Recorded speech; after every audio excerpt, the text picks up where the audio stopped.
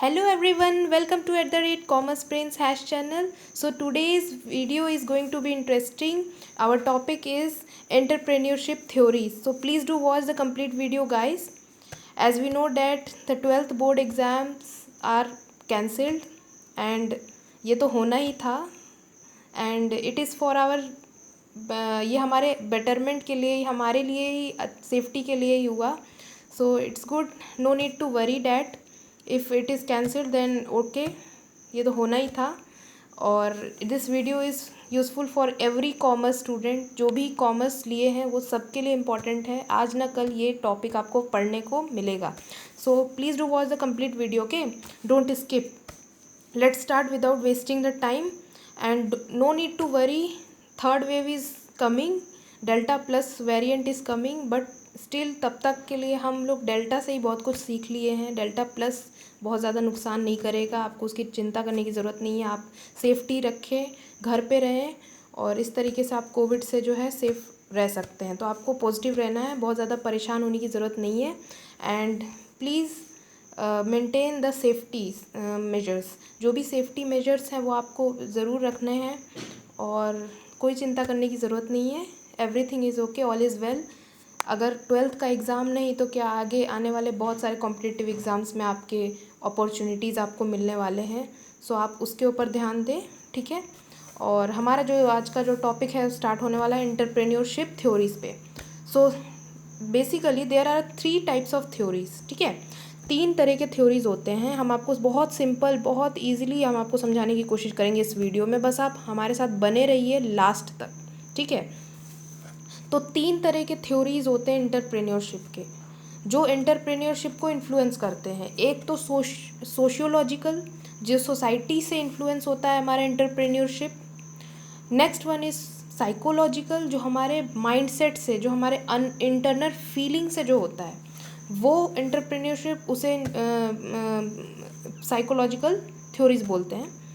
Psychological theories से influence होता है. And the other one is economic theories, economic gains वगैरह, इकोनॉमिक इंसेंटिव्स जो है वो इन्फ्लुएंस करता है एंटरप्रेन्योर्स को एंटरप्रेन्योरशिप एक्टिविटीज़ के लिए. तो 3 बेसिकली होते हैं. And here I have covered the 7 main theories of entrepreneurship. So please ज़रूर लिसन केयरफुली, ध्यान दीजिएगा, ध्यान से सुनिएगा और हर एक थ्योरीज़ में आपको कुछ नया देखने को मिलेगा, ठीक. So first theory is innovation theory. It is propounded bye J.A. स्कम्टर. J.A. स्कम्टर ने इनोवेशन थ्योरीज़ को प्रोपाउंड किया था, ठीक है, प्रोपाउंड किया था. इनोवेशन थ्योरीज़ में क्या है गाइस, कि जो एंटरप्रेन्योर होता है ना वो एक इनोवेटर होता है. ये इनका सीधा सीधा कहने का मतलब है, हमने एंटरप्रेन्योरशिप के बेसिक्स में भी पढ़ा था कि एंटरप्रेन्योर इज़ एन इनोवेटर. वो इनोवेशन के साथ आता है मार्केट में, ठीक है. तो इनका यही कहना था कि जो एंटरप्रेन्योर होता है ना वो एक इनोवेटर होता है. वो न्यू मेथड्स को, न्यू प्रोडक्ट्स को डिस्कवर करता है, इन्वेंट करता है, इनोवेट करता है एंड वो मार्केट में लाता है. So he come up with the new combinations in the market, ठीक है. According to Schumpeter, entrepreneur is basically an innovator and innovator is one who introduces new combination, ठीक है. न्यू कॉम्बिनेशन के साथ जो आता है वही एंटरप्रेन्योर होता है. जैसे मैंने आपको एग्जांपल दिया, जितने भी हमारे इन्वेंटर्स हो चुके हैं वो सब न्यू इनोवेशन के साथ आए थे. सो वो सब एंटरप्रेन्योर में आ सकते हैं, आप उन्हें एग्जांपल में कोट कर सकते हैं. सो न्यू कॉम्बिनेशन, अब यहाँ न्यू कॉम्बिनेशन क्या है, किसे हम न्यू कॉम्बिनेशन बोलेंगे, ठीक है. तो यहाँ 5 थिंग्स है, 5 केसेस है which covers the new combination theory. मतलब न्यू कॉम्बिनेशन को कवर अप करता है. कौन कौन से 5 केसेस है. The first one is the introduction of a new good which consumers are not yet familiar. तो ऐसे गुड्स मार्केट में लेके आना, गुड्स का इनोवेशन करना, ऐसे क्वालिटी ऑफ गुड्स को इनोवेट करना जिसके बारे में कंज्यूमर्स को अभी तक पता नहीं है. कंज्यूमर्स अभी तक उससे फेमिलियर नहीं है, कंज्यूमर को कुछ नहीं मालूम. नया, एकदम से नया प्रोडक्ट लेके आना, लॉन्च करना जो अभी तक मार्केट में एग्जिस्ट नहीं कर रहा है. तो इनोवेशन इन द प्रोडक्ट हुआ. Next one is introduction of a new method of production that one not yet tested by experience. तो न्यू मेथड ऑफ प्रोडक्शन, अगर कोई पर्सन, कोई individual new method of production through latest technological change, technological advancement हो रहे हैं आजकल, तो technological advancement का एप्लीकेशन हमें बिजनेस में भी देखने को मिल रहा है। तो बिजनेस में अगर टेक्नोलॉजी का यूज़ करके आप new method of production introduce करते हैं जो कि आज तक किसी ने अभी एक्सपीरियंस नहीं किया, वो भी आएगा न्यू कॉम्बिनेशन के अंतर्गत। यानी कि एंटरप्रेन्योर या तो इंट्रोडक्शन ऑफ न्यू गुड होगा करेगा कि जो नए क्वालिटी ऑफ गुड्स है उसके साथ आएगा, या तो एंटरप्रेन्योर नया मेथड ऑफ प्रोडक्शन लेके आएगा, वो भी एंटरप्रेन्योर में ही न्यू कॉम्बिनेशन में ही आएगा। Next one is the opening of a new market which was not previously entered by the existing firms. अभी तक के कोई कॉम्पिटिटर्स या किसी भी फर्म्स ने ऐसे मार्केट में एंटर नहीं किया जो आप लेके आ रहे हैं, मतलब जो एंटरप्रेन्योर लेके आ रहा है, ठीक है। तो एंटरप्रेन्योर अगर नया मार्केट क्रिएट कर रहा है, लेके आ रहा है, न्यू मार्केट ओपन कर रहा है which was not previously entered by any of the competitors और existing firms, so it also comes under the new combination. So new combination में न्यू मार्केट भी आता है। Then conquest of a new source of supply of raw materials, मतलब कि अगर आप supply chain में अगर आप इनोवेशन कर रहे हैं, आप ऐसे सोर्स से सप्लाई कर रहे हैं जो अभी तक किसी ने सोचा भी नहीं हो। से फॉर एग्ज़ाम्पल आप एक एंटरप्रेन्योर बन गए और आपने जो अपना प्रोडक्ट लॉन्च किया, सपोज़ आप एग्जिस्टिंग प्रोडक्ट में ही डील कर रहे हैं, जो ऑलरेडी मार्केट में है उसी प्रोडक्ट में आप अपना मार्केटिंग कर रहे हैं, लेकिन आपके सप्लाई चेंज में चेंज आया है। आप हो सकता है अगर आप ज़्यादा टेक्नोलॉजिकल एडवांसमेंट का यूज़ कर रहे हैं तो आप रोबोटिक्स टाइप में आप लेके आ गए कि रोबोट्स के थ्रू आप सप्लाई करेंगे, डिलीवर करेंगे। मान लीजिए सपोज़ कि आप रोबोटिक, अभी तक किसी ने भी इंडिया में, जापान वगैरह में और बाकी सारे कंट्रीज़ में, जापान वगैरह में तो रोबोट्स का यूज़ होने लगा है डिलीवरी के लिए। लेकिन अगर आप अपने प्रोडक्ट की डिलीवरी रोबोट्स के थ्रू कर रहे हैं तो वो एक नया होगा इंडिया में, जो कि बाकी अभी तक किसी भी फर्म्स ने स्टार्ट नहीं किया। सो वो एक एंटरप्रेन्योरशिप हो जाएगा, मतलब एज एन एंटरप्रेन्योर आप आए। This one is only the example, okay. New source of supply, या फिर कुछ अलग से आप सप्लाई, कुछ ऐसा सोर्स सप्लाई चेन लेके आए जो अभी तक मार्केट में नहीं आया है, ठीक है। तो उसको हम बोलेंगे, वो भी न्यू कॉम्बिनेशन के अंतर्गत आएगा। Then the carrying out of new organization of any industry, the creation like the creation of a monopoly position or the breaking up of a monopoly position। तो इसमें क्या बोला गया है कि अगर आप कोई न्यू ऑर्गेनाइजेशन सेटअप करते हैं जिसमें या तो अगर वो मोनोपोली है तो मोनोपोली को ब्रेक डाउन करना, यानी कि अभी तक कंपटीशन नहीं था उसमें, वो मोनोपोलिस्टिक ऑर्गेनाइजेशन था और आपने ऐसा ऑर्गेनाइजेशन सेटअप कर लिया जिसमें आपका जो मोनोपोली पोजीशन है वो ब्रेक डाउन आपने किया। ब्रेक डाउन करने का मतलब हटाना, ठीक है।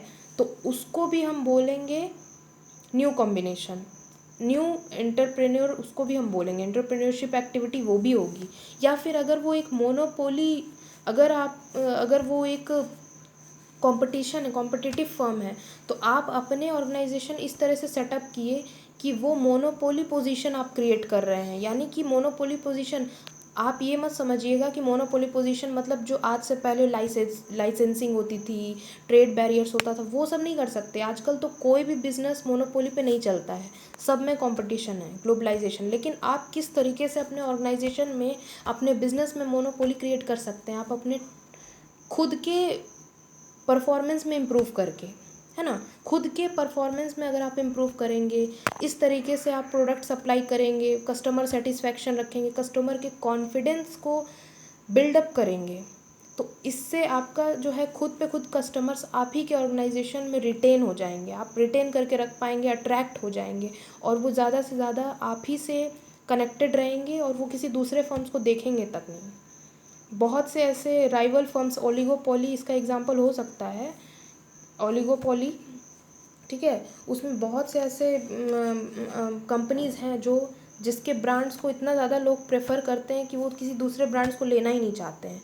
सो आप ट्रस्टिफिकेशन से, आप ट्रस्ट क्रिएट करके, कॉन्फिडेंस लेवल बिल्ड करके आप मोनोपोली पोजीशन होल्ड कर सकते हैं। यानी कि आप उस तरह से मोनोपोली नहीं कर सकते जो आज से पहले किया जाता था कि हम किसी को भी अलाउ नहीं करेंगे, किसी को भी मार्केट में नहीं आने देंगे। वैसा मोनोपोली तो आज होता ही नहीं है गाइस।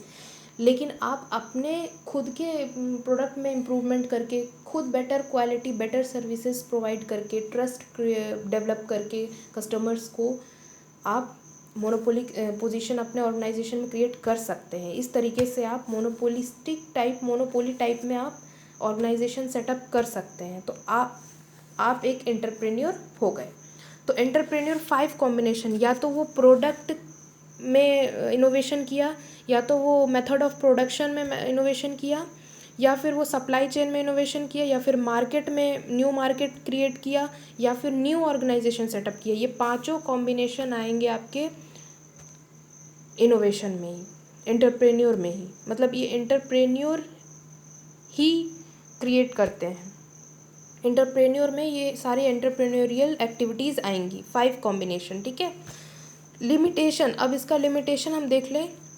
स्कम्टर्स थ्योरी आप समझ गए होंगे कि ये इनोवेशन की बात की है कि जो भी न्यू आइडियाज़, न्यू प्रोडक्ट को, जो भी 5 कॉम्बिनेशंस बताया वो सब डिस्कवर अगर करते हैं, न्यू प्रोडक्ट को करते हैं डिस्कवर, ठीक है, तो वो जो होते हैं वो एंटरप्रेन्योर होते हैं। तो इनोवेशन बेसिक, इसका फोकस क्या था? इनोवेशन, यानी कि जो भी इनोवेटिव आइडियाज़ कैरी आउट कर रहे हैं, जनरेट कर रहे हैं, जो भी इनोवेटिव आइडियाज़ के साथ मार्केट में आ रहे हैं, स्टार्टअप कर रहे हैं, वो एंटरप्रेन्योर हो गए, ठीक है। लिमिटेशन देख लेते हैं, चलिए। लिमिटेशंस इसका क्या है? लिमिटेशन मतलब इसकी कमियां क्या है, ठीक है ना। तो इसमें कमियां ये थी कि it does not includes those individuals operating business without performing innovative functions. So ये उन बिजनेसमैन को इंक्लूड नहीं करता था जो कि इनोवेटिव फंक्शंस को कैरी आउट नहीं करते थे, जो नए इनोवेटिव आइडियाज़ के साथ मार्केट में नहीं आ रहे हैं, जो ओल्ड बिजनेस अपना रन कर रहे हैं, वैसे लोगों को ये इंक्लूड नहीं करता था ये थ्योरी, ठीक है। Next one is, it is merely found in developing countries like India. India में ऐसे एंटरप्रेन्योर्स इनोवेटिव टाइप के बहुत कम पाए जाते हैं, तो ये भी एक लिमिटेशन है। डेवलप्ड कंट्रीज़ में as compare to developing countries ज़्यादा पाए जाते हैं, बट इंडिया में बहुत कम ऐसे एंटरप्रेन्योर देखने को मिलते हैं। से फॉर एग्ज़ाम्पल, आपने जितना भी देखा है इन्वेंटर्स, टेलीफोन का जो इन्वेंशन किए, जो एरोप्लेन का जो इन्वेंशन किए, ये सब लोग कहाँ के थे? ये सब लोग बाहर से थे, इंडिया के तो नहीं थे। मतलब आप इसको गलत मत समझिएगा, मैं ये नहीं कह रही हूँ कि इंडिया में ऐसे कोई एंटरप्रेन्योर नहीं हो सकते या नहीं हैं बहुत से, लेकिन एग्जाम्पल, जो रियलिस्टिक एग्जाम्पल है, हम आपको एग्जाम्पल दे के समझा रहे हैं कि most of the inventions you have seen कि जो इन्वेंशंस है वो बाहर आउटसाइडर्स ने किया है, फॉरेन कंट्रीज़ के लोग, चाहे वो अमेरिका के हो गए, चाहे वो जर्मनी के हो गए, चाहे वो फ्रांस के हो गए, कहीं के भी हो गए, बट इंडिया से वो बाहर डेवलप्ड कंट्रीज़ के लोग ज़्यादा इन्वेंशंस किए हैं।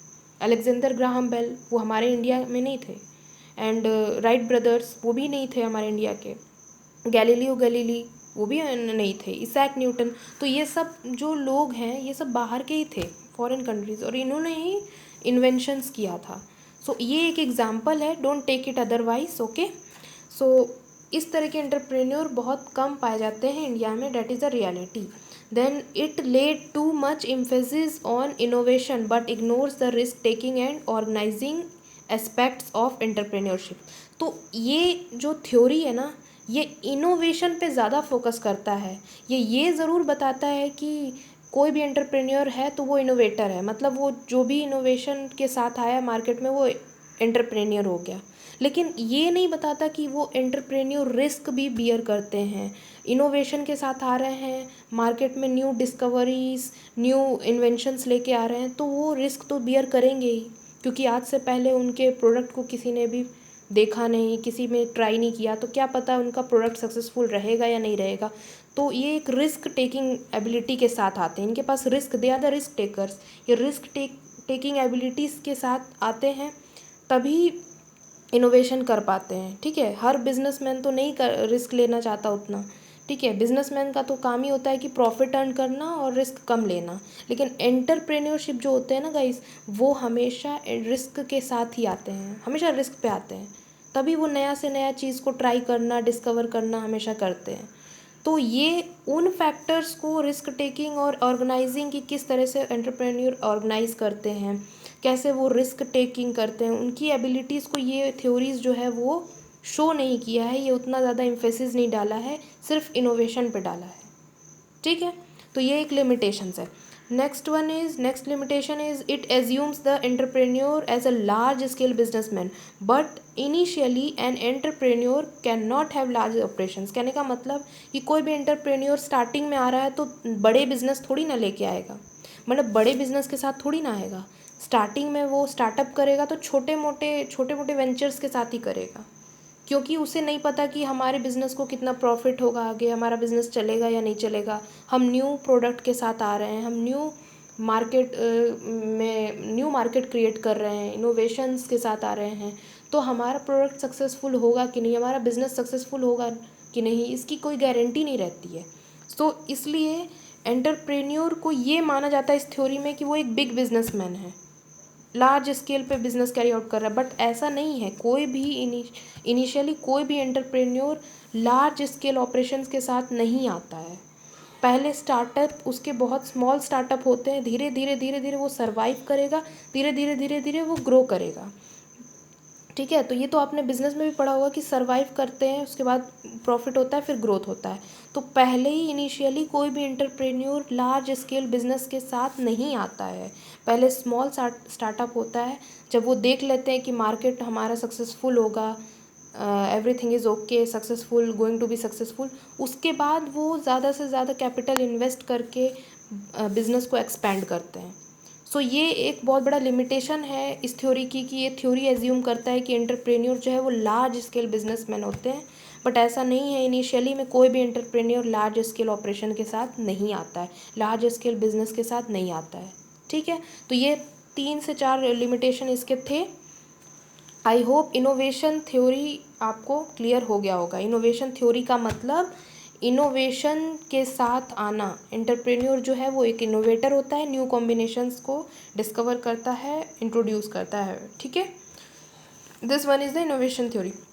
Next one is need for achievement theory. Need for achievement theory एक डेविड सी मैकक्लेलैंड ने दिया था।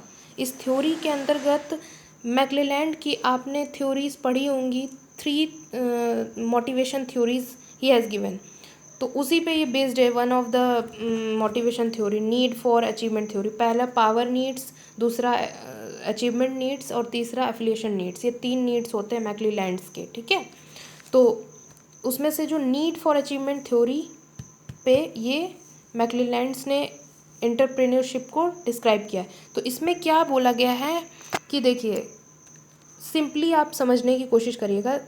हमारे सोसाइटी में 2 तरह के लोग होते हैं।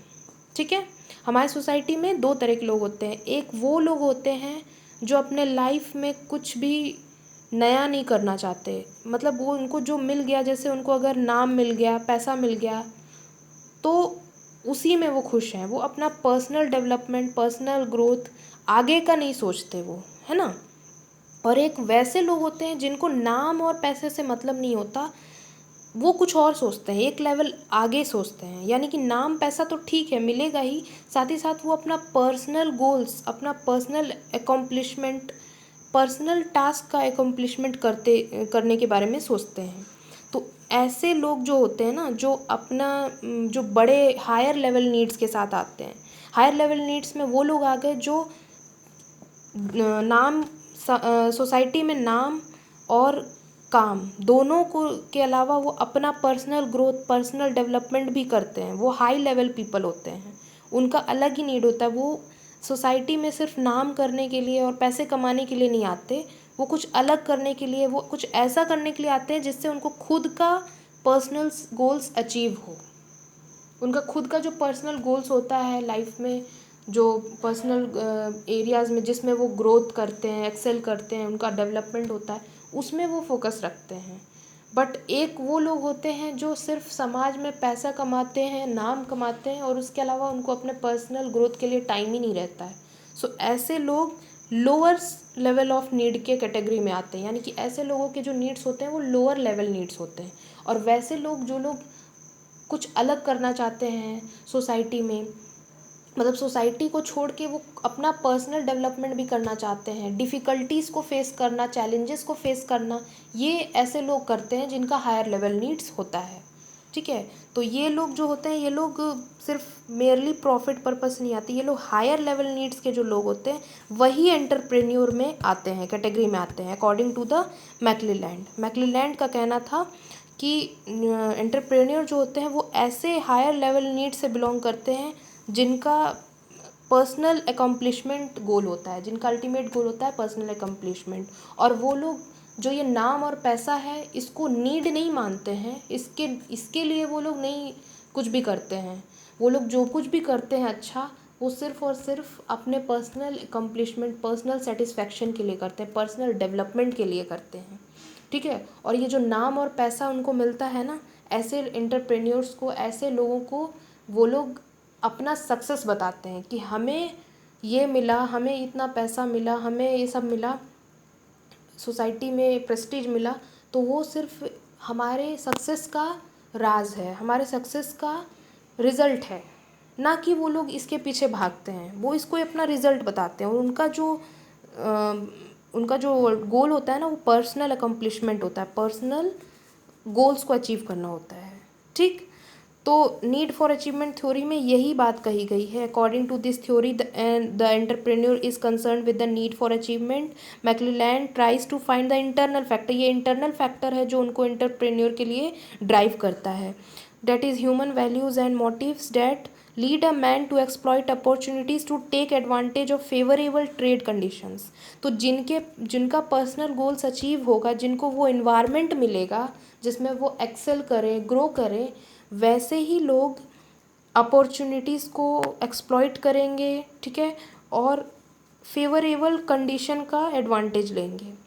ठीक है, अब हम आपको बहुत सिंपल एग्जांपल देते हैं। ठीक, विलेज एरिया या फिर रूरल एरियाज़ में से फॉर एग्ज़ाम्पल प्राइमरी और सेकेंडरी स्कूल्स होते हैं। ठीक है, और एक जो होते हैं वो अर्बन एरियाज़ में प्राइमरी सेकेंडरी स्कूल्स होते हैं। सो अर्बन एरियाज़ और रूरल एरियाज़ के स्कूल्स में काफ़ी ज़्यादा अंतर होता है ना गाइस। उसमें क्या होता है कि रूरल एरियाज़ में बच्चों को जो है बहुत ज़्यादा अपॉर्चुनिटीज़ नहीं मिलता खुद को एक्सेल करने का, खुद को डेवलप करने का। ठीक है, बस चल रहा है किसी तरह पढ़ाई, ऐसे ही होता है। सो उतना ज़्यादा नहीं मिलता है अपॉर्चुनिटीज़, उतना ज़्यादा एक्सपोज़र नहीं मिलता है जितना अर्बन एरियाज़ के स्कूलिंग स्टूडेंट्स को मिलता है। ठीक है ना, और रूरल एरियाज़ में ना ही प्रॉपर उनका फैसिलिटीज़ है, स्पोर्ट्स फैसिलिटीज़ नहीं है प्रॉपर। ठीक है, प्रॉपर ट्रेनिंग प्रोग्राम्स नहीं होते, उनके डेवलपमेंट से रिलेटेड कुछ भी वेबिनार, सेमिनार्स, वर्कशॉप्स नहीं करवाए जाते कंडक्ट, तो मीटिंग्स वगैरह नहीं होती, ये सब कुछ नहीं होता वहाँ फैसिलिटीज़। तो वैसे उस जगह के स्टूडेंट्स में उतना ज़्यादा एबिलिटी नहीं होगा कि वो किसी भी चैलेंजिंग या डिफ़िकल्टी टास्क को कैरी आउट करें, वो उसे टेकअप नहीं कर पाएंगे क्योंकि उनके पास उतना स्किल नहीं है as compare to urban areas. Urban areas में, मेट्रोपॉलिटन सिटीज़ में या मेट्रो सिटीज़ में या फिर सिटीज़ में हम अगर बात कर लें, तो वहाँ पे जो स्कूल्स के चिल्ड्रन हैं उनको ट्रेनिंग प्रोग्राम्स देना, उनको बहुत सारे एक्सपोजर्स फैसिलिटीज़ देना, ठीक है, थ्रू वेरियस इवेंट्स कंडक्ट करवाना, फिर उनको स्पोर्ट्स फैसिलिटीज़ भी देना। तो इससे वो अपना इन्वायरमेंट जब उनको मिलता है तो वो अपना ग्रोथ करते हैं, उनको ग्रोथ का पूरा एक्सपोजर मिलता है। तो यही दोनों में डिफरेंस है। अब अगर आपसे पूछा जाएगा कि कौन चैलेंजेस को और डिफ़िकल्टीज़ को टेकअप करने के लिए रेडी रहेगा या टेकअप कर सकता है, तो the answer is obviously urban areas student, क्योंकि अर्बन एरियाज़ में वो सारी फैसिलिटीज़, वो सारा क्लाइमेट मिल रहा है उनको, एक्सपोजर फैसिलिटीज़ मिल रही है। लेकिन जो रूरल एरियाज़ हैं वहाँ के लोगों को नहीं मिल रहा, उनके बारे में, उनके पर्सनल डेवलपमेंट, पर्सनल ग्रोथ के बारे में उतना सोचा ही नहीं जाता है, इसलिए अचीव भी नहीं कर पाते। तो यही रीज़न है कि अगर किसी भी इंडिविजुअल्स को पर्सनल गोल्स एकम्प्लिश होगा तभी वो अपने स्किल से अपॉर्चुनिटीज़ को एक्सप्लॉइट कर पाएगा और फेवरेबल कंडीशंस का एडवांटेज ले पाएगा। यानी जो ऑफ़र्स उनको मिले हैं, जो भी अपॉर्चुनिटीज़ हैं, उसको टेकअप करेंगे और उसके बाद उसको सक्सेसफुल अचीवमेंट में कन्वर्ट करके वो दिखाएंगे। ठीक है। तो एंटरप्रेन्योर वही लोग होते हैं जो हायर लेवल नीड वाले होते हैं। वो नीड फॉर अचीवमेंट थ्योरी में मैकलेलैंड्स ने बताया है, ठीक है। और आपको मैंने एग्जांपल भी दे दिया कि किस तरीके से लोअर लेवल नीड और हायर लेवल नीड के एग्जांपल्स में आपको मैंने बताया। जैसे रूरल एरियाज़ के स्कूल स्टूडेंट्स हो गए और एक अर्बन एरियाज़ के हो गए, दोनों में अंतर है। दोनों में जो है एक्सपोजर फैसिलिटीज़ अलग अलग मिलती हैं। रूरल एरियाज़ में उतना मिलती नहीं है तो उनका अपना पर्सनल ग्रोथ नहीं हो पाता।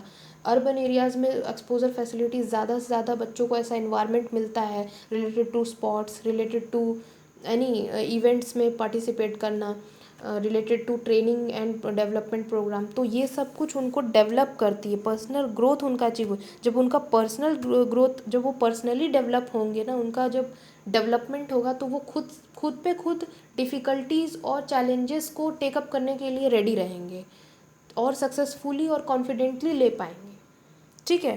तो यही नीड फॉर अचीवमेंट थ्योरी बोलता है, ठीक है। यहाँ पे ये कंडीशन रखी गई है।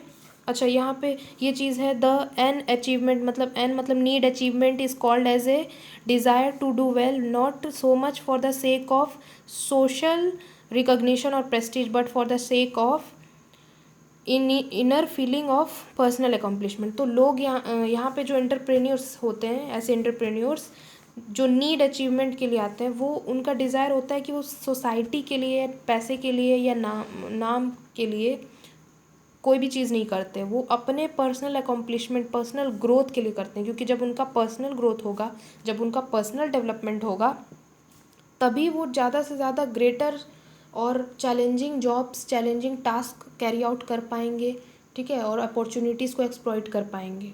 तो ये होता है नीड अचीवमेंट। नीड अचीवमेंट में यही होता है, ठीक है। Then high need achievement could be succeeded in the following cases. अभी आपको मैंने बताया था। तो किस केसेस में नीड अचीवमेंट जो है वो हम इम्प्रूव कर सकते हैं। अगर ऐसे लोग हैं जिनका पर्सनल गोल्स उतना है नहीं, पर्सनल ग्रोथ पे उतना फोकस नहीं, तो उनको भी हम चेंज कर सकते हैं, ठीक है, by creating the environment climate to enable the individuals to grow with high need achievement. यानी हम उनको ऐसा इन्वायरमेंट क्रिएट करें, हम उनको इतना एक्सपोजर फैसिलिटीज़ दें, एक्सेल करने के लिए अपॉर्चुनिटीज़ प्रोवाइड करें, ताकि उनका ग्रोथ हो, पर्सनल ग्रोथ हो, तभी वो चैलेंजिंग और डिफ़िकल्टीज़ को फेस कर पाएंगे। और जब चैलेंजेस डिफ़िकल्टीज़ को फेस करेंगे तो उससे उनका पर्सनल डेवलपमेंट और ज़्यादा होगा, पर्सनल गोल्स अचीव होगा। Then it is possible to improve the performance of existing entrepreneurs through imparting proper education and training.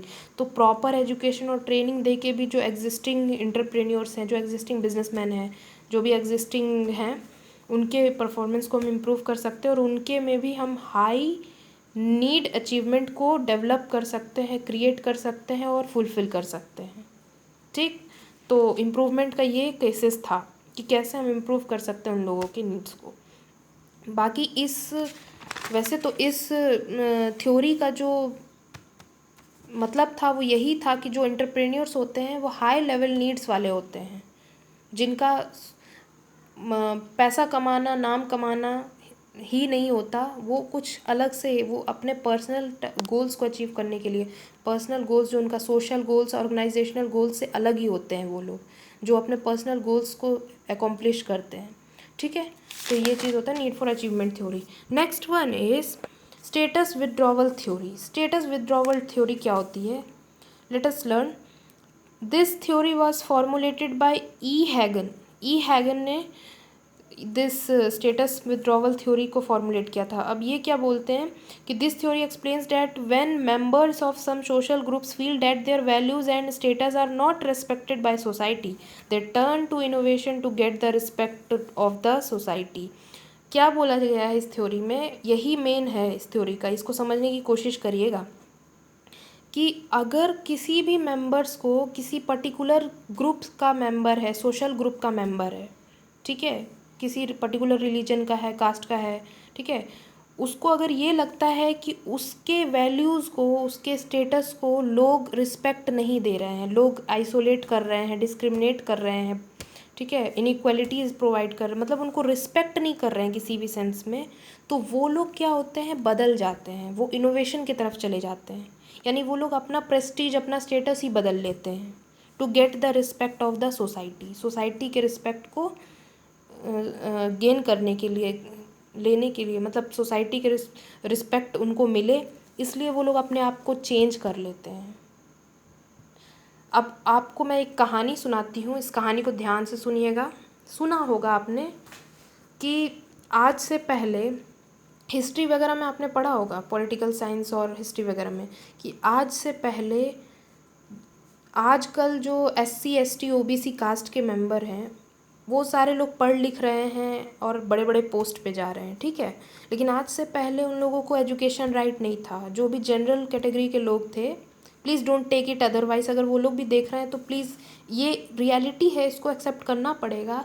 Everyone is knowing कि कास्टिज़म था और there was a racial discrimination बहुत था और कास्ट डिस्क्रिमिनेशन भी बहुत था हमारी सोसाइटी में। तो हम वही बात बताने की कोशिश कर रहे हैं कि आज SC ST के मेंबर्स एंड OBC के मेंबर्स पढ़ लिख रहे हैं, ठीक है, और आगे बढ़ रहे हैं। लेकिन आज से पहले उनके पास ये राइट नहीं थी। उनका जो काम था वो उनके कास्ट के हिसाब से डिवाइड कर दिया जाता था कि तुम लोअर कास्ट के हो, तुम्हारा ये काम नहीं है, तुम्हें यही काम करना है। तो वो लोग पढ़ नहीं पाते थे। दे वेयर लाइक स्लेव्स के तरह थे, दास प्रथा था। तो वो लोग बस काम करते थे दूसरों का, और वो लोग खुद का अपना ग्रोथ, खुद का डेवलपमेंट, एजुकेशन वगैरह उनके पास नहीं था। तो अब क्या हुआ कि उनको सोसाइटी रिस्पेक्ट तो करती नहीं थी। वो लोग आइसोलेटेड थे, वो लोग मतलब उनको सोशल रिस्पेक्ट नहीं मिलता था, डिस्क्रिमिनेशन होता था उनके साथ हर चीज़ में, ठीक है। तो उन्होंने क्या किया कि अब धीरे धीरे धीरे धीरे धीरे वो लोग उस चीज़ से बाहर आना स्टार्ट कर गए, ठीक है। बहुत सारे गवर्नमेंट भी हेल्प की उनको इसके बाहर आने के लिए, और बहुत से सोशल रिफॉर्मिस्ट भी थे, हमारे रिफॉर्मर्स भी थे जो इन सब चीज़ों को बदलने की कोशिश किए। और उसी का रिज़ल्ट है कि आज ये जो ग्रुप, ये जो कास्ट है, लोअर कास्ट है, वो अपलिफ्ट हो गई है। SC ST और OBC अपलिफ्ट होके everyone is getting education, equal rights, और कोई भी आइसोलेशन नहीं हो रहा है। उनके साथ भी वही इक्वलिटी में हो रही है जो बाकी लोगों के साथ हो रही है। तो ये क्या हुआ, जब उन्होंने अपने आप को बदला, SC ST OBC ने अपलिफ्ट किया खुद को, तब जाके उनको रिस्पेक्ट मिला। पहले उनको रिस्पेक्ट नहीं मिलता था। तो वो लोग अपने प्रेस्टीज, अपने आइडेंटिटी, अपने स्टेटस से बाहर आए और वो लोग इनोवेशन की तरफ चले गए। इनोवेशन ही हुआ ना उनके लिए एक इनोवेशन हुआ, नई दुनिया में, नए डायरेक्शन में चले गए, अपलिफ्ट हो गए। तो उससे क्या हुआ, उनको रिस्पेक्ट मिलना स्टार्ट हुआ। आज कोई भी, मुझे नहीं लगता कि आज कोई भी इस तरीके से इक्वलिटी इनइक्वलिटी करता हो। आज अगर आपको ये सुनने को मिल जाए कि आपके पास कोई DM कलेक्टर अगर आ जाए और वो ये है कि उसका कास्ट SC ST है, तो क्या आप उसको डिसलाइक करेंगे? क्या आप उसको कुछ बोलेंगे? ऐसा नहीं करेंगे ना, आप रिस्पेक्ट देंगे। सोसाइटी में रिस्पेक्ट उनको एजुकेशन की वजह से मिल रहा है, उनको पोजीशन के वजह से मिल रहा है, ठीक है। तो यही है, यही इस थ्योरी के अंदर है, स्टेटस विड्रॉवल की। अगर किसी को लगता है कि मेरा स्टेटस रिस्पेक्ट नहीं किया जा रहा है, तो वो अपने आप को बदलने की कोशिश करते हैं, ठीक है मेंबर्स। तो ये हो गया स्टेटस विड्रॉवल थ्योरी का मतलब। एग्जाम्पल से मैंने आपको समझा दिया। आज मुझे नहीं लगता, आज आप, पहले क्या होता था कि पहले एक साथ स्कूल में SC ST के अगर लोग पढ़ने आ जाते थे तो जनरल, मतलब जो अपर कास्ट होते थे, अपर कास्ट, वो लोग उसे बहुत हेट्रेड भावना से देखते थे। मतलब कि वो बहुत ख़राब दृष्टि से देखते थे। इवन टीचर्स भी होते थे, वो भी डिस्क्रिमिनेट करते थे, कि उनको डिस्क्रिमिनेट करते थे, उनको अलग पढ़ाते थे या उनको पढ़ने ही नहीं देते थे। आज ऐसा नहीं लगता, आज SC ST सभी लोग एक साथ पढ़ रहे हैं। तो अपर क्लास, लोअर क्लास, आजकल ऐसा कुछ नहीं है। कुछ हद तक अनटचेबिलिटी भी कम हो रहा है और कुछ हद तक डिस्क्रिमिनेशन भी है, जो कास्टिज़म जो है वो भी कम हो रहा है। तो आजकल लोगों को सिर्फ एजुकेशनल क्वालिफ़िकेशन से देखा जाता है। आजकल लोगों को कास्ट से नहीं देखा जाता कि तुम किस कास्ट के हो, तुम्हारा क्या राइट है और क्या राइट नहीं है। आजकल सबको इक्वल राइट मिल रहा है, considering as a human beings, ठीक है। अब वो SC ST हैं तो ऐसा तो नहीं है ना, SC ST हैं तो भाई वो भी बेचारे इंसान ही हैं, ऐसा क्या करना है ना। तो ये जो है आजकल जो है रिस्पेक्ट उनको मिलता जा रहा है। सो वो अपलिफ्ट हुए तभी उनको रिस्पेक्ट मिला। तो ये एग्जाम्पल हो सकता है स्टेटस विड्रॉवल का, ठीक। According to Hagen, entrepreneurship is a function of social withdrawal, यानी कि एंटरप्रेन्योरशिप जो है वो सोशल विड्रॉवल से ही आती है। कहने का मतलब है कि अगर किसी पर्टिकुलर सोशल ग्रुप के मेंबर को लगेगा कि मुझे रिस्पेक्ट नहीं दिया जा रहा है, मेरे वैल्यूज़ को, मेरे प्रेस्टीज को नहीं किया जा रहा, तो वो अपने वैल्यूज़ ही चेंज कर देंगे। वो सबको चेंज नहीं करेंगे, लेकिन अपने आप को दूसरे वैल्यूज़ में कन्वर्ट कर लेंगे, दूसरे वैल्यूज़ में चले आएंगे। सो ये एक इनोवेशन की तरह काम करेगा। और जब इनोवेशन होगा तो आप जानते हैं innovation is important for the economic development, और इस तरीके से इकोनॉमिक डेवलपमेंट में काम करेगा। अगर आज वो SC ST एजुकेटेड नहीं होते, आज वो लोग अपलिफ्ट नहीं किए होते खुद को, तो आज इकोनॉमिक डेवलपमेंट होता। आज हमारे कंट्रीज़ में जो लेवल ऑफ लिटरेसी रेट है वो बढ़ क्यों रहा है? वो इसलिए बढ़ रहा है क्योंकि बहुत से लोग जो हैं, बहुत से कास्ट, अब लोअर कास्ट के भी लोग हैं जो बहुत ज़्यादा एजुकेट होने लगे हैं, सो लिटरेट होने लगे हैं। तो यही एक रीज़न है, सोसाइटी में चेंज लाना ही इकोनॉमिक डेवलपमेंट का जो है वो रीज़न है, मेन रीज़न। तो सोसाइटी में चेंज लाना ज़रूरी है, सोशल विड्रॉवल करना ज़रूरी है। सोशल विड्रॉवल नहीं होगा तो फिर कोई भी सोसाइटी में कोई भी चेंजेस नहीं आएगा, तो कोई इकोनॉमिक डेवलपमेंट नहीं होगा। This theory provides that a class which lost its previous prestige or minority group tends to show aggressive entrepreneurial drive, ठीक। कहने का मतलब वही है कि एक पर्टिकुलर क्लास जो अपने प्रीवियस आइडेंटिटी को, प्रेस्टीज को छोड़ दिया था, लॉस्ट कर दिया था, वो अब एक एंटरप्रेन्योरियल ड्राइव के डायरेक्शन में जा सकता है। यानी कि वो एक एंटरप्रेन्योर साबित हो सकता है अगर वो सोशल विड्रॉवल किया, अगर उसका सोशल विड्रॉवल हुआ तो वो एंटरप्रेन्योर बन सकता है, वो इनोवेशन की तरफ जाएगा और एंटरप्रेन्योर बनेगा, ठीक। नेक्स्ट अब देखो, Hagin postulates 4 types of events which can produce status withdrawal. तो देखिए, हेगन ने जो है उन्होंने 4 तरीके से इवेंट को पोस्टुलेट किया, मतलब 4 इवेंट्स को बताया था जो स्टेटस विड्रॉवल का रीज़न है। कौन कौन से, किस किस वजह से हम स्टेटस विड्रॉ करते हैं, अपना आइडेंटिटी, अपना जो प्रेस्टीज है, वैल्यूज़ है, उसको सेक्रीफाइस करके नया वैल्यूज़ को अडॉप्ट करते हैं। Displacement of A traditional elite group from its previous status by another traditional group by physical force. तो अगर कोई ट्रेडिशनल ग्रुप है, वो दूसरे ट्रेडिशनल ग्रुप को डिस्प्लेस, उसके वैल्यूज़ को डिस्प्लेस कर दे थ्रू फिज़िकल फोर्स, ज़बरदस्ती प्रेशराइज़ करके। फिज़िकल फोर्स में वही सब आता है, या तो प्रेशराइज़ करके, या तो पावर के बेसिस पे, या वायलेशन के बेसिस पे उनके वैल्यूज़ को, उनके ट्रेडिशनल इलाइट ग्रुप को डिस्प्लेस कर दे, ठीक है। तो वो भी स्टेटस विड्रॉवल का रीज़न बन जाता है। बहुत बेसिक सा एग्जांपल समझाने के लिए बता दे रही हूँ। हमारे मेडुअल हिस्ट्री में हमने पढ़ा होगा, मेडुअल हिस्ट्री में क्या था, मुग़ल एम्पायर, जो भी मुग़ल एम्पायर्स थे, मुग़ल एरा थी, मुग़ल एम्परर्स जो थे उनका राज था हमारे कंट्री में। तो अब स्टार्ट तो बाबर से हुआ था, लेकिन ख़त्म वो बहादुर शाह जफ़र 2, आई थिंक औरंगज़ेब तक ही रहा। बहादुर शाह जफ़र जो है वो अपना कंटिन्यूएशन नहीं कर पाया मुग़ल एम्परर का, मुग़ल एरा का, ठीक है। मुग़ल डायनेस्टी का बिलोंग करता था, लेकिन मुग़ल डायनेस्टी को वो कंटिन्यू नहीं कर पाया। रीज़न था कि गवर्नमेंट उस समय जो है वो ख़त्म हुआ, और फिर धीरे धीरे ब्रिटिश का रूल आ गया, धीरे धीरे गवर्नमेंट जो है वो रूल करना स्टार्ट कर दी। तो धीरे धीरे गवर्नमेंट पॉलिटिकल सेटअप हो गया, तो मोनार्की रूल वहाँ से ख़त्म हो गया। तो उनका जो ट्रेडिशनल इलाइट ग्रुप जो वो इन्जॉय कर रहे थे, उसका डिस्प्लेसमेंट हुआ थ्रू फिज़िकल फोर्स, ठीक है।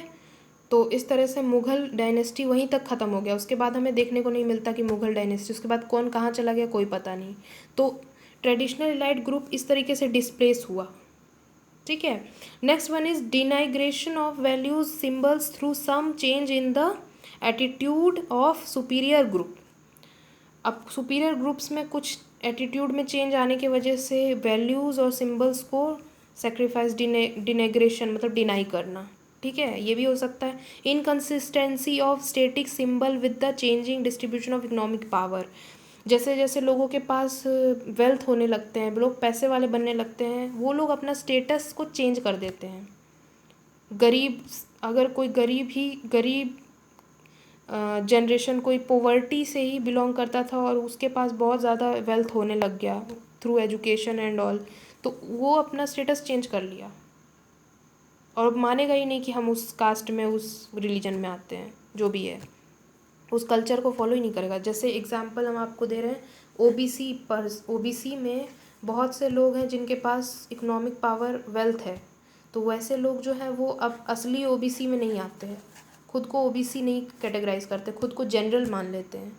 और आप ऐसा भी देखोगे कि गवर्नमेंट भी यही मानती है कि जिस भी ओबीसी पर्सन के पास, ओबीसी कैटेगरी के पास इकोनॉमिक वेल्थ ज़्यादा से ज़्यादा है, यानी कि वेल्दी पीपल हैं, तो वो ओबीसी में नहीं आएंगे, वो जनरल में ही आ जाएंगे। तो इस तरह से उनका जो स्टेटस सिंबल है ना, वो इनकन्सिस्टेंट रहता है, चेंज होता रहता है। तो ये भी एक सोशल विड्रॉवल का कारण होता है। Then non acceptance of expected status on migration to a new society. अब क्या है कि आप एक कंट्री से दूसरे कंट्री में जा रहे हैं, तो वहाँ के सोसाइटी में और यहाँ के सोसाइटी में अंतर है। तो अब वहाँ की सोसाइटी अगर आपके वैल्यूज़ को रिस्पेक्ट नहीं करेगी, तो आप जहाँ जाओगे वहीं के हिसाब से अडेप्ट हो जाओगे ना। जैसे फॉर एग्ज़ाम्पल, आप सपोज़ आप इंडिया में हो, तो जब आप इंडिया में हो तो आप इंडियन सोसाइटी में हो, तो आपका जो, आप एक हिंदू हो मान लीजिए, तो आप इंडिया में रहोगे तो एज अ हिंदू आपका जितना जो भी कल्चर रहेगा, सब कुछ स्टेटस जो रहेगा, वो आप हिंदू रहोगे। बट जैसे ही आप सपोज़ आपका ट्रांसफ़र होता है, आप माइग्रेशन कर देते हो, दुबई चले जाते हो, सऊदी अरब चले जाते हो, तो वहाँ हिंदूज़ के कल्चर को तो रिस्पेक्ट कोई करने वाला है नहीं, वहाँ तो इस्लामिक है, इस्लाम्स है। तो वहाँ पे जो है, वहाँ पे आपको तभी रिस्पेक्ट मिलेगा जब आप उनके हिसाब से रहोगे। तो वहाँ वहाँ जाओगे तो वहाँ के हिसाब से चले जाओगे। तो इंडियन सोसाइटी को विड्रॉ करके, यहाँ के स्टेटस को विड्रॉ करके आप वहाँ के सोसाइटी में जाओगे, तो वहाँ का सोसाइटी आप गेन करोगे, वहाँ के सोसाइटी में आप खुद को ढालोगे, कहने का मतलब है। तो इस तरीके से वैल्यूज़ जो है, आप अगर दूसरे न्यू सोसाइटी में आपकी जो ओल्ड प्रेस्टीज है, प्रीवियस प्रेस्टीज है, वो एक्सेप्टेबल नहीं होती, तो आपको उसके हिसाब से ढलना पड़ता है, न्यू सोसाइटी के हिसाब से। So this was all the postulates which was which produce the status withdrawal, जो स्टेटस विड्रॉवल के लिए रीज़न, उसका रीज़न है, ठीक है। Next theory is theory of social change. अब ये थ्योरी ऑफ सोशल चेंज है जो मैक्स वेबर ने दिया था इस थ्योरी को, ठीक है। इस थ्योरीज़ में क्या है कि ये बताया गया है कि जो इंटरप्रेन्योरियल बिहेवियर है, वो सोशल बिहेवियर से, सोशल सोसाइटी के जो कल्चर, रिलीजन है, उससे इन्फ्लुएंस होता है। Simple This theory provides an analysis of religion and its impact on entrepreneurial culture। कि एंटरप्रेन्योरियल कल्चर जो है वो कहीं ना कहीं हमारे सोसाइटी के रिलीजन से ही इन्फ्लुएंस्ड होता है, ठीक है। तो max weber ओपाइंड that the spirit of rapid industrial growth depends upon a rationalist technology, यानी कि रैपिड इंडस्ट्रियल ग्रोथ किस किस चीज़ पर डिपेंड होता है, रैशनलाइज्ड टेक्नोलॉजी। मतलब हमारे सोसाइटी में मॉडर्न पीपल आ गए तो लेटेस्ट टेक्नोलॉजी का यूज़ करेंगे, तो रैपिड इंडस्ट्रियल ग्रोथ होगा। देन एक्विजिशन ऑफ मनी को एक्वायर करना, and it's rational use for productivity and multiplication of money को एक्वायर करके उससे प्रोडक्टिव यूज़ में लगा देना, जिसको हम कैपिटल फॉर्मेशन बोलते हैं, वो उससे, और मल्टीप्लिकेशन ऑफ मनी मल्टीप्लाई करना, मनी मल्टीप्लाई पड़ा होगा, इन्वेस्टमेंट, ज़्यादा से ज़्यादा इन्वेस्टमेंट करके मल्टीपल मनी को मल्टीप्लाई करना। तो इस तरीके से मनी एक्वायर करके पैसे से पैसा बनाना। Then Weber analysed his theoretical formulation by the relationship that he found between Protestant ethic and the spirit of capitalism, ठीक। He held that Protestants progressed fast in bringing capitalism because their ethical value system provided them with rational economic attitude. तो जो Protestant type के लोग थे ना, थोड़े Protestant थे, वो लोग इसमें ज़्यादा कंट्रीब्यूट करने लगे कैपिटलिज्म में, ठीक है, क्योंकि जो उनका जो एथिकल वैल्यू सिस्टम था, वही इनको रैशनल इकोनॉमिक एटीट्यूड दिया, यानी वो जिस सोसाइटी जिस रिलीजन के थे, ऑर्थोडॉक्स पीपल थे, वो उसी को फॉलो करते थे। इसी से जो रैशनल इकोनॉमिक एटीट्यूड है वो आया। अगर किसी को बचाने की आदत है, किसी को से फॉर एग्जांपल किसी का फाइनेंशियल बिहेवियर है सेविंग्स करने का, तो उन्होंने सेविंग्स करना स्टार्ट कर दिया। सेविंग्स का ही बिहेवियर रखते गए, वो लोग इन्वेस्ट नहीं किए। बट जिसका बिहेवियर था कंजम्पशन करने का, सेविंग्स कम करने का और इन्वेस्टमेंट करने का, तो वो लोग अपना बिहेवियर जो है वो उसी तरीके से कंसिस्टेंट रखते गए, और यही रीज़न बनता गया उनका मतलब रैपिड इंडस्ट्रियल ग्रोथ का। ठीक है, तो कहने का मतलब इस थ्योरी का सिंपल यही है गाइस, कि जो एंटरप्रेन्योरियल बिहेवियर है वो सोसाइटी से के रिलीजन कल्चर से इन्फ्लुएंस्ड होता है। ठीक है, जैसा रिलीजन जैसी सोसाइटी रहेगी उस तरह से एंटरप्रेन्योर्स जो है वो इन्फ्लुएंस होते हैं, क्योंकि आप सोसाइटी के मेंबर हैं, आप सोसाइटी को आइसोलेट नहीं कर सकते। ठीक है, according to this theory, driving entrepreneurial energies are generated by the adoption of exogenously supplied religious beliefs. It is these beliefs which produce extensive exertion in occupational pursuits, the systematic ordering of means to end, and the accumulation of assets. ठीक, तो इस तरीके से सीधे सीधे हम बोल सकते हैं कि in the Weberian system the motivating force for entrepreneurial activity is provided by Calvinist ethnic irrespective of the cultural background, personality type of the individual and the social environment to which he lives.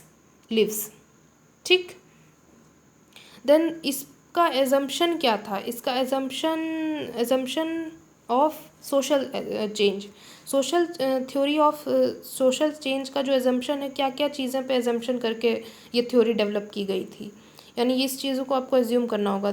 First one is there is a single system of Hindu value, मतलब ये माना गया था कि इसमें सिर्फ Hindu value ही है, एक ही वैल्यू रहेगा, कोई दूसरा वैल्यू नहीं रहेगा, single system of Hindu value. Next one is Indian community internalise those values and translated them into the behaviour. So जो इंडियन कम्युनिटी थी उसको इस वैल्यूज़ को इंटरनलाइज कर रही, मतलब उसे बाहर ना जाने दी, वो इंटरनल में ही इंटरनलाइज कर दी और उसको ट्रांसलेट करती गई डे टू डे बिहेवियर में। ठीक है, हिंदू वैल्यू को। Then the studies further show that Hinduism is not averse to the spirit of capitalism and to adventurous spirit. The Hinduism has contributed a lot in entrepreneurship development in India which is based on capitalism. तो ये माना गया कि India में Hinduism follow ज़्यादा किया जाता था, सोसाइटी उस तरह की थी, इंडियन सोसाइटी जो है वो थोड़ा, हिंदुस्तान इसका नाम है, तो हिंदुज़म ज़्यादा लोग हिंदू वैल्यू ज़्यादा फॉलो करने वाले हैं, तो इन्होंने एंटरप्रेन्योरशिप को बहुत ज़्यादा डेवलप किया, क्योंकि इनका रैशनल अप्रोच था, इनका जो इकोनॉमिक एटीट्यूड था, रैशनल इकोनॉमिक एटीट्यूड इनके एथिकल वैल्यू से ही आया, यानी कि इनका जो एथिक्स था, इनका जो नॉर्म्स था, उसी पे कैपिटल फॉर्मेशन हुआ, उसी पे एंटरप्रेन्योरशिप का डेवलपमेंट हुआ। ये लोगों ने अपना वैल्यू चेंज नहीं किया था। सो ये सोशल चेंज का थ्योरी ऑफ सोशल चेंज में आता है ये। ठीक है, next one is theory of social behaviour, ये भी एक उसी से मिलता जुलता है। इसको किसने डेवलप किया था या प्रेजेंट किया था? कंकेल ने। Kunkel presents a behavioural model of entrepreneurship. Behavioural model of entrepreneurship में क्या था? He has presented a theory of entrepreneurial behaviour in connection to the development of entrepreneurship, कि मतलब एक एंटरप्रेन्योर का बिहेवियर कैसे होता है, क्या होता है, जो कि उसको एंटरप्रेन्योरशिप को डेवलप करने में हेल्प करता है।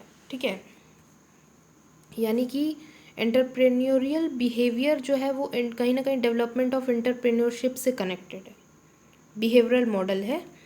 Kunkel's theory is concerned with the expressed activity of individuals and their relation to the previous and present surrounding social structures, physical conditions and behavioral patterns determined by reinforcing and opposing present in the context. उसको छोड़िए, यहाँ से समझिए, ये base है। कंकेल्स theory में क्या था कि जो भी इंडिविजुअल्स जो कुछ भी एक्टिविटीज सोसाइटी में कैरी आउट करते हैं, परफॉर्म करते हैं, वो सोसाइटी को एक्सेप्टेड भी होता है और नहीं भी होता है। यानी कि बहुत से ऐसी एक्टिविटीज़ करते हैं तो उसमें से कुछ एक्टिविटीज़ एक्सेप्टेबल हैं, कुछ एक्टिविटीज़ एक्सेप्टेबल नहीं है।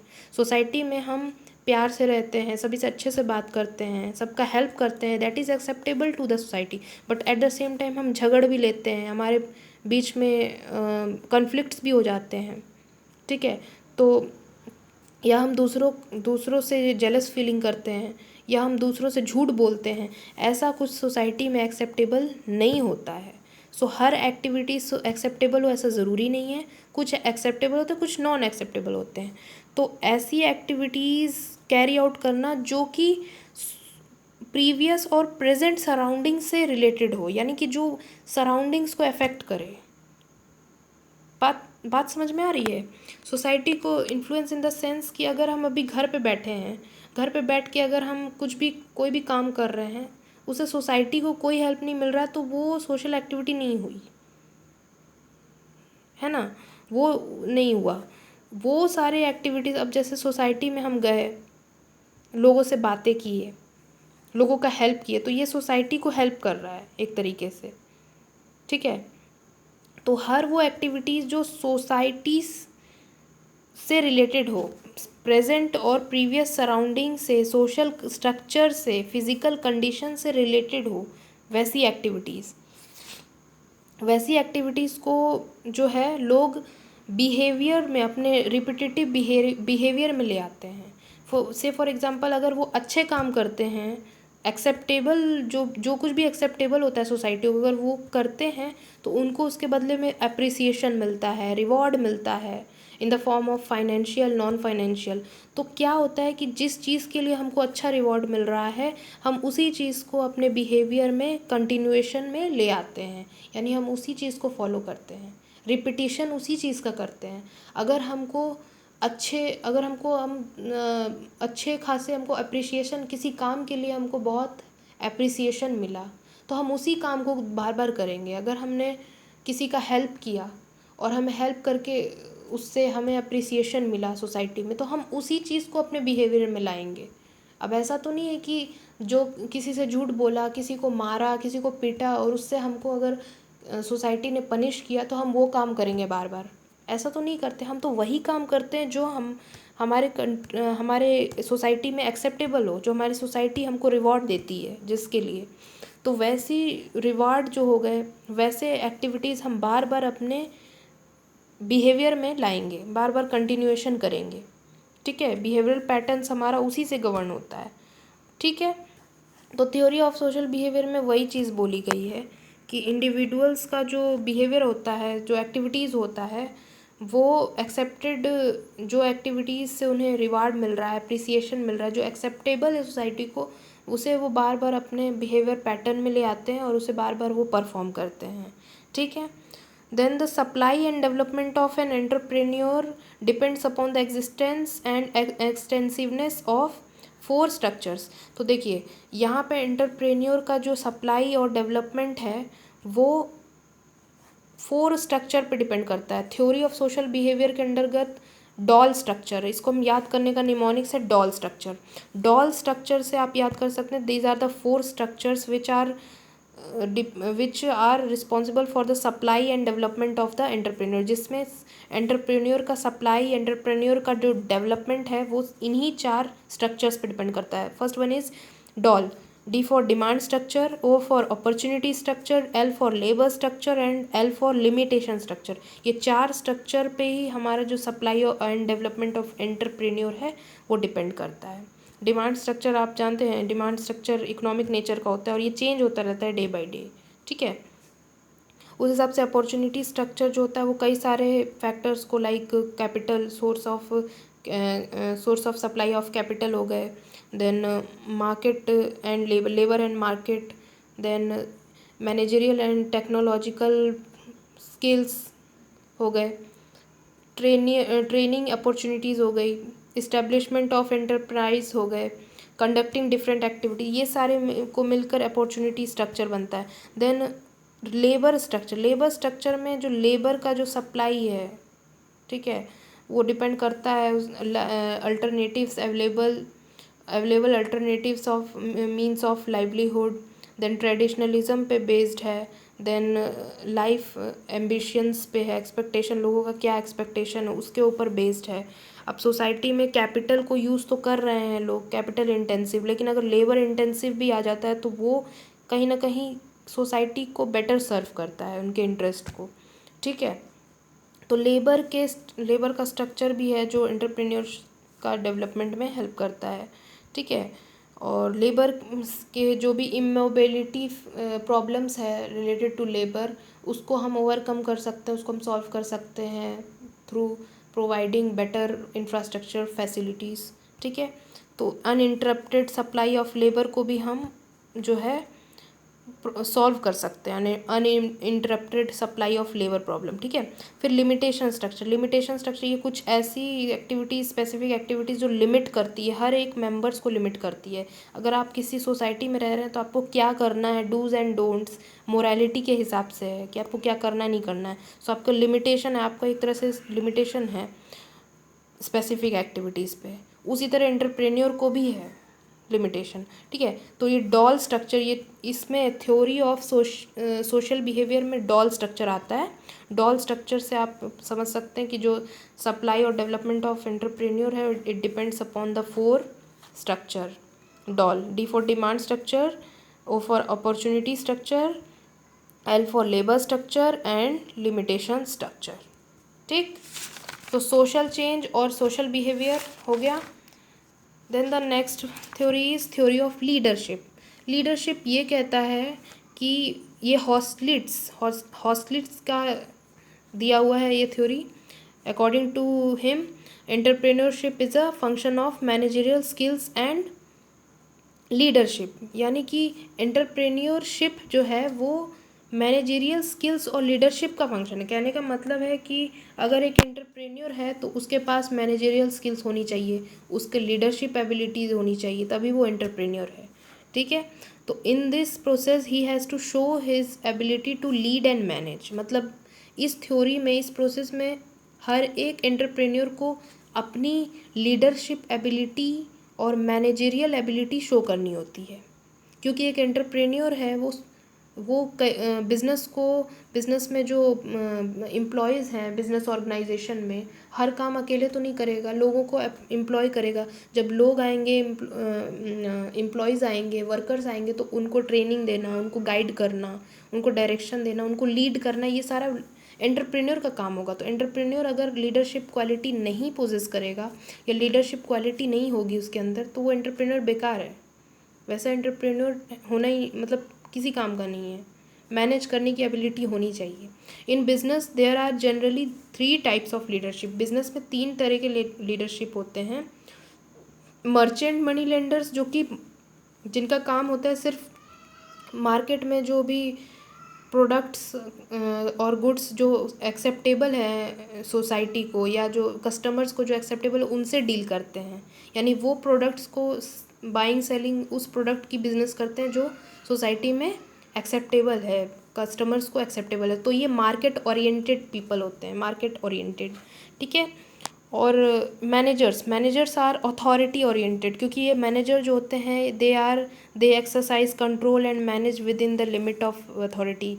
मैनेजमेंट वगैरह परफॉर्म करना होता है, तो इनका जो भी अथॉरिटी है उसी अथॉरिटी के लिमिट में अपने अथॉरिटी को यूज़ करके ये मैनेज करते हैं। So they are authority oriented.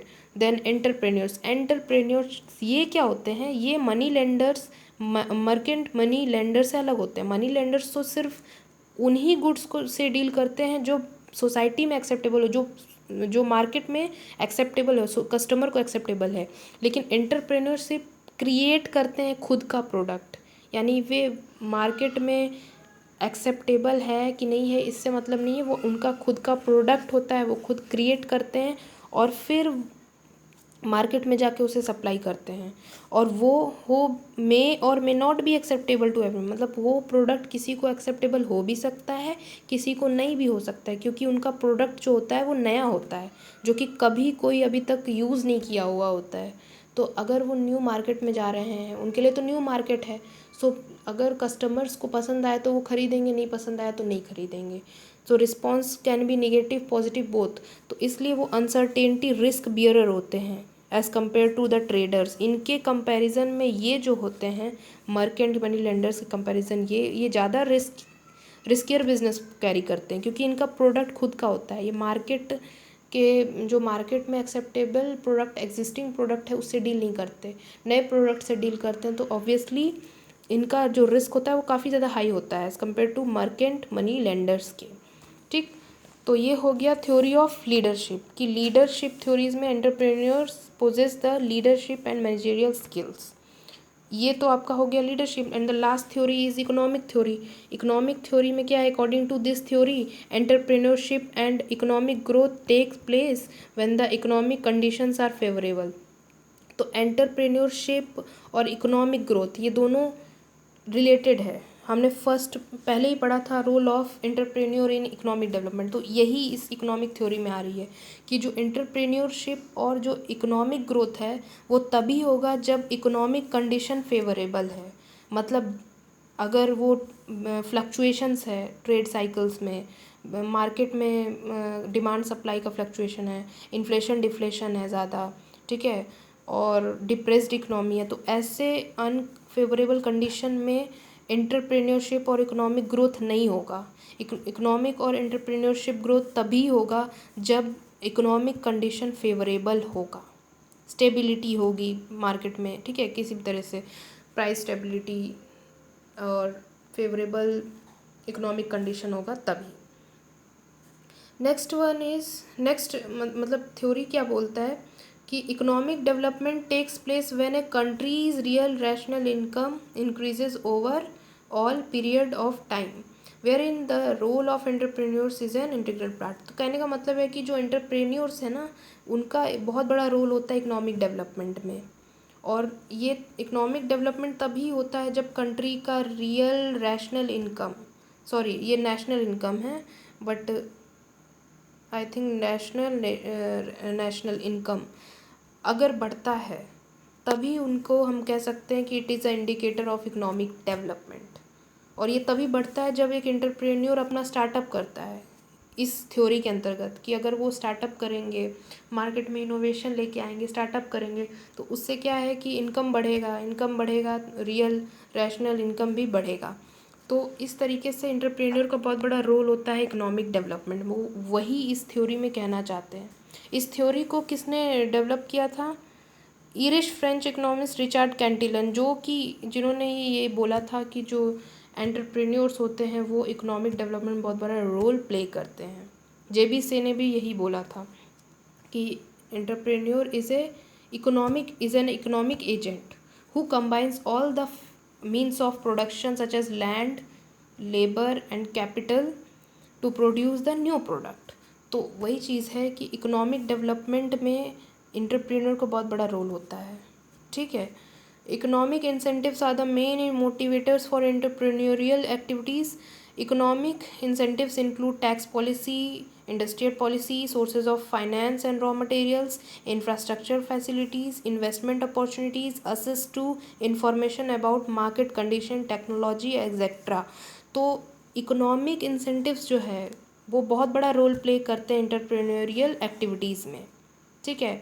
Economic incentives जो है एंटरप्रेन्योर्स को मोटिवेट करते हैं, एंटरप्रेन्योर को स्टार्टअप के लिए मोटिवेट करते हैं। जैसे अगर टैक्स पॉलिसी आप ज़्यादा साउंड टैक्स पॉलिसी रखेंगे, इंडस्ट्रियल पॉलिसी अगर अच्छी होगी, सोर्सेज ऑफ फाइनेंस और रॉ मटेरियल्स उनको ईजिली अवेलेबल होगा, सोर्सेज ऑफ फाइनेंस भी उनको ईजिली अवेलेबल होगा, इंफ्रास्ट्रक्चर फैसिलिटीज़ उनको मिलेगी, इन्वेस्टमेंट अपॉर्चुनिटीज़ अगर रहेगा, access to information about market conditions through technology, ये सब कुछ रहेगा तो एंटरप्रेन्योर स्टार्टअप करना चाहेंगे, ठीक है। ये सब उनको सपोर्ट करते हैं एंटरप्रेन्योर्स को, तो वो इकोनॉमिक इंसेंटिव से ही मोटिवेट होते हैं। They are the main motivators for the entrepreneurial activities, ठीक है।